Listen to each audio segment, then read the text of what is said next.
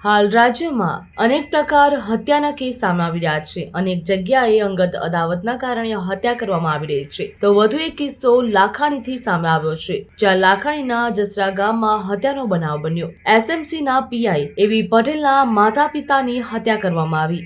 અજાણા શખ્સોએ વરદાજી પટેલ અને હોશીબેન પટેલની હત્યા કરી તેમને મોતને ઘાટ ઉતાર્યા। ખેતરમાં રાત્રિના સમયે તેઓ સૂઈ રહ્યા હતા, તે દરમિયાન અજાણા શખ્સોએ હુમલો કર્યો હતો। ઘાતકી હથિયાર વડે હુમલો કરવામાં આવ્યો હતો, ત્યારે પોલીસ પણ ઘટના સ્થળે પહોંચી હતી। તપાસ હાથ ધરી છે। દંપતીની હત્યાને લઈને લોકોમાં ભારે રોષ જોવા મળી રહ્યો છે। અમારા આગથરા પોલીસ સ્ટેશનના વિસ્તારની અંદર આવેલું જસરા ગામ છે, જેનું એક આજે છે એનો સીમાડો છે।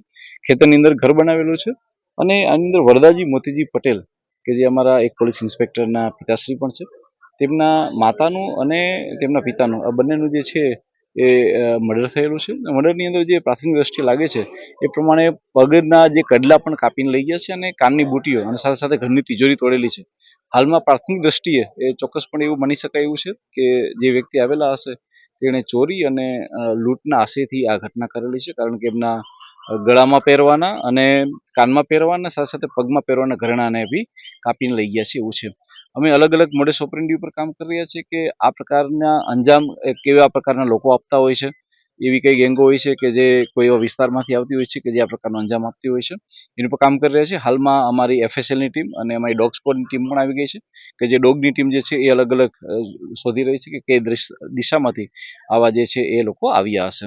અમે તમામ એંગલો ઉપર વર્ક રાખીને કામ કરી રહ્યા છીએ અને મને વિશ્વાસ છે કે અમારી એલસીબી એસઓજી અને અમારી સ્થાનિક ટીમ જો છે એ ટૂંક સમયમાં આ હત્યાના ભેદને ઉકેલી નાખશે। આજે જસરા ગામની અંદર હૃદય હચમચાવી નાખે એવી દુઃખદ ઘટનાના સમાચાર આવ્યા છે।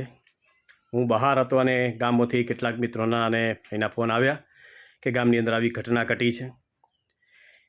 એક ખેડૂત પરિવાર, ચૌધરી પરિવાર, બંને રાત્રિના સુમારે પોતાના ઘરની ફળિયામાં સૂતેલા હતા, ત્યારે રાત્રે અજાણ્યા શખ્સો એ આવી અને ગળાના ભાગે તીક્ષ્ણ હથિયાર વડે હુમલો કરેલો છે અને એમના ધર્મપત્ની છે, એમના 2 પગ પણ કાપવામાં આવેલા છે। ક્રૂર હત્યા કરી છે। આ જે કોઈ પણ નાલાયકો હોય આવાઓને પકડી અને તાત્કાલિક ગામ વચ્ચે આ લોકોને ફાંસી આપવી જોઈએ। આજે ગુજરાતની અંદર આવી ઘટનાઓ વારંવાર બનતી હોય છે, ત્યારે ખૂબ જ દુઃખ સાથે કહેવું પડે છે કે આવા તત્વોને જાહેરમાં ફાંસી આપવી જોઈએ।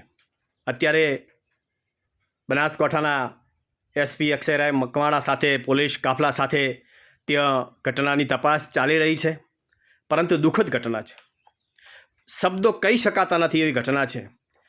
અને હું તો માંગ કરું છું કે આવા તત્વોને તાત્કાલિક પકડીને જાહેરમાં ફાંસી અપાશે ત્યારે જ એમની આત્માને શાંતિ મળશે। ભગવાનને પ્રાર્થના કરું છું કે જેઓની ક્રૂર હત્યા થઈ છે એ આત્માઓને ભગવાન શાંતિ આપે અને પરિવારજનોને આ આઘાત સહન કરવાની શક્તિ આપે તેવી પ્રાર્થના કરું છું। અને ફરીથી ગુજરાત સરકારને વિનંતી કરું છું કે તાત્કાલિક જે કોઈ પણ શખ્સો આની અંદર સામેલ હોય, લૂંટનો ઈરાદો હોય કે કોઈ પણ બીજો ઈરાદો હોય, તથ્ય બહાર લાવી અને ગુનેગારોને પકડી અને કડકમાં કડક સજા થાય એવી માંગ પણ કરી રહ્યો છું। ફરીથી એમના આત્માને ભગવાન શાંતિ આપે તેવી પ્રાર્થના કરું છું। ઓમ શાંતિ।